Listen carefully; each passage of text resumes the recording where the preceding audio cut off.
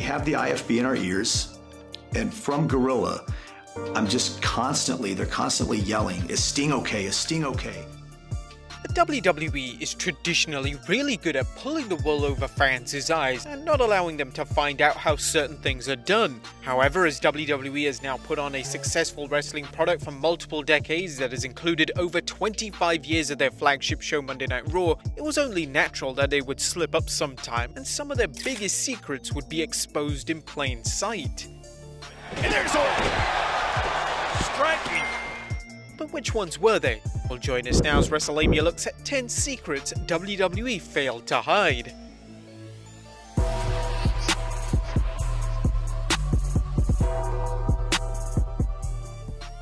Be sure to subscribe and hit that notification bell for daily wrestling videos and follow us on Facebook for exclusive lists.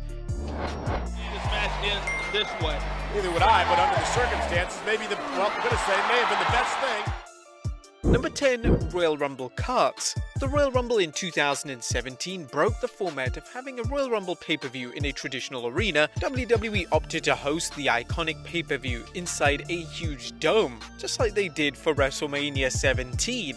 WWE realized that the Rumble involves 30 wrestlers running down to the ring in dramatic fashion, so if they were to have a match take place in a huge arena, this would mean it would take a long time for certain wrestlers to get to the ring. While WWE had a solution, they would show the beginning of certain entrances for the likes of The Big Show, Braun Strowman and Bray Wyatt, but then they would cut to the in-ring action and then cut back to the wrestler as they were about to enter the ring. No, those wrestlers weren't huffing and puffing, as it was revealed that they used carts to transport certain wrestlers to the ring. Thanks to the images circulated via social media during the show, fans were able to see just how certain wrestlers got to the ring so quickly, and it was no doubt a creative yet humorous way for the WWE to deal with the issue at hand. We're just wondering why they didn't think of that in '97. Number 9. Sin Cara's Trampoline. Let's see exactly what... Oh, here he is live! Oh my goodness! Man. When Sin Cara would debut on television in 2011, one of the few highlights of his run was his entrance. He would run down to the ring and leap over the ropes in an entrance which always popped the crowd. However, it wasn't soon after his debut on TV that fans realized that Sin Cara was actually using a trampoline to jump over the ropes. This was seen thanks to the images shared by fans in attendance at the show, and it was even accidentally shown on TV a number of occasions. As a result of this, WWE decided to tweak his entrance and the trampoline was completely removed. In its place was a basic entrance which involved him running to the ring and doing a standard flip from the middle rope. Still incredibly impressive though. Number 8. Monitors seen under the ring. There's a secondary way to The Undertaker!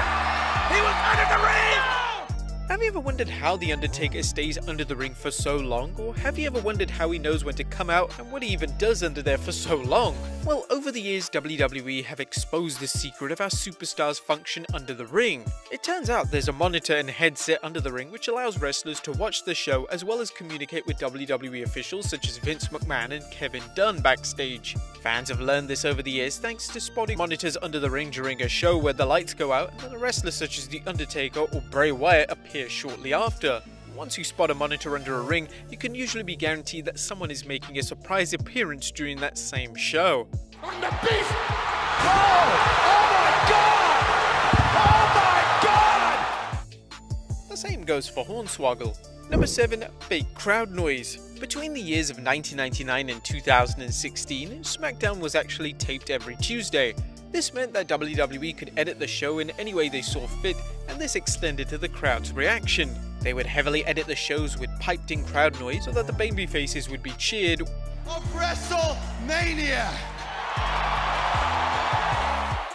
whilst the heels would be booed. Well, the reason we know this is by first-hand accounts of people in attendance who state that the reaction to certain wrestlers on television I'm just the guy. was actually completely different than it was in attendance. I'm just the guy.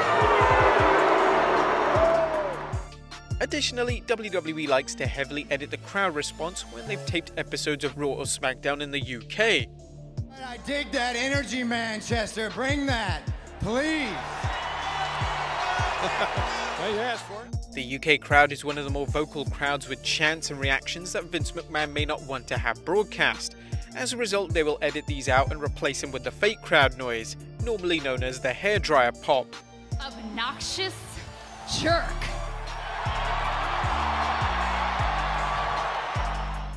Number 6. Referee help.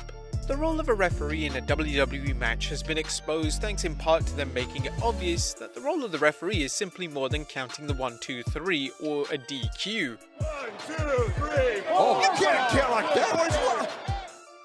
Also, thanks to kayfabe breaking interviews on podcasts and the incident known as the Montreal Screwjob, fans know the role of the referee is much more complex than one would initially think. For instance, the referee will use a special hand sign to check if the wrestlers are safe. He will go up on the wrestler on the ground and place his fingers in the wrestler's palm. If the wrestler squeezes the referee's hand, it means that they are fine and able to continue. You can see this in every single match on WWE programming. For instance, go rewatch the classic TLC match between Edge and John Cena from Unforgiven 2006.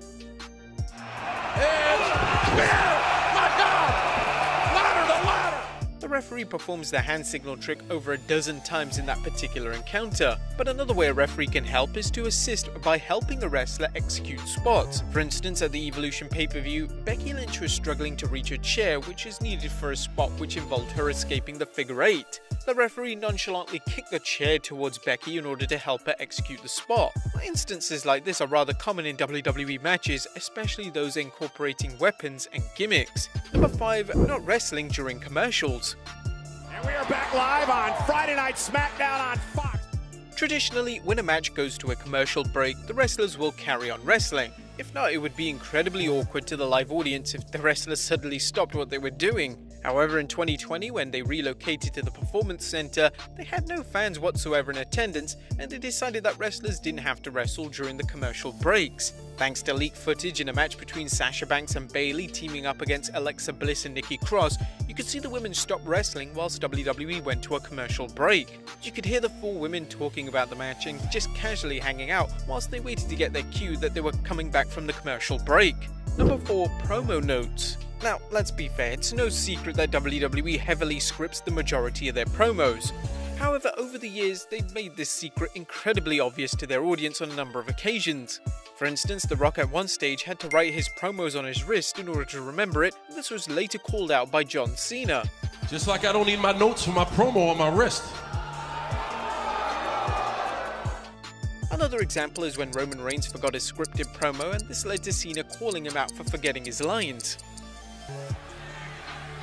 It's called a promo, kid, Shut your and mouth, if you want to John. be the big dog, you're going to have to learn how to do it, so go ahead. But the most recent incident of WWE exposing the fact that their promos are scripted was when Tucker walked into a backstage segment still carrying the promo script that he was about to deliver before he awkwardly threw it away while still in the shot. The same also applied to when Paul Heyman was on Talking Smack.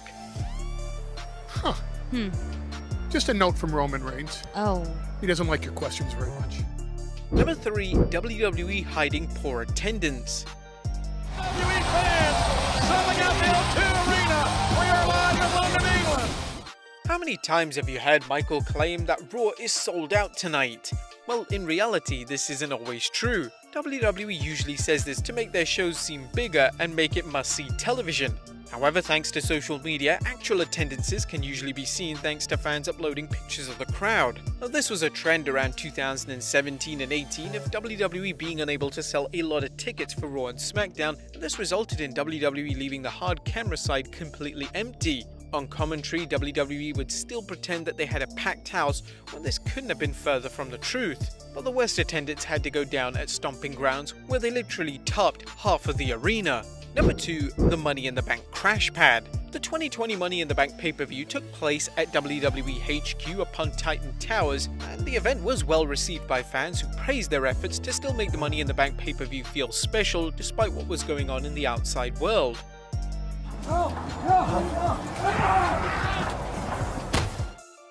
One of the more notable spots in the match involved Baron Corbin throwing off Rey Mysterio and Aleister Black off the roof of WWE's HQ. However, as WWE used crane shots to show the HQ from above, fans could clearly see that there was a crash pad laid out where the spot was going to take place, which instantly killed the illusion and drama of the act itself. Well, okay, obviously we didn't think that they were thrown off the roof legitimately, but that was a badly timed camera shot. And number 1, blood capsules. It was a hard pill to swallow when the company changed direction and went in a PG direction, because I'm a little rough around the edges, man. Ever since WWE transitioned into a PG product in 2008, they have a strict ban on blood and blading. However, there have been a few exceptions to this. Your opponent. Look at this. Lesnar looking to open up Orton with those elbows. This is just pure malice. For instance, Brock Lesnar made Randy Orton bleed at SummerSlam 2016 using a stiff elbow to the head in a planned spot. Another instance was when Triple H and Roman Reigns had a dramatic brawl on Raw to build to their main event at WrestleMania 32. In the segment, Triple H would take the fight to Reigns with punches and kicks and would even slam his head off the announce table. Triple H banging Reigns. Face first, face first, face first in the game. But when Reigns retaliated, he was covered in blood, making it the first time that blood had been featured on Raw in almost a decade. However, upon closer inspection, it was revealed that Raw announcer Byron Saxton passed Reigns a blood capsule, which allowed Reigns to create an illusion of a crimson mask for the segment. But there you have it, folks. 10 secrets WWE failed to hide. There's plenty more out there, so would you guys like to see a part 2? Let us know in the comments down below. Subscribe if you haven't already. Follow us on Instagram and Facebook for exclusive lists, and I'll see you next time with some more wrestling content.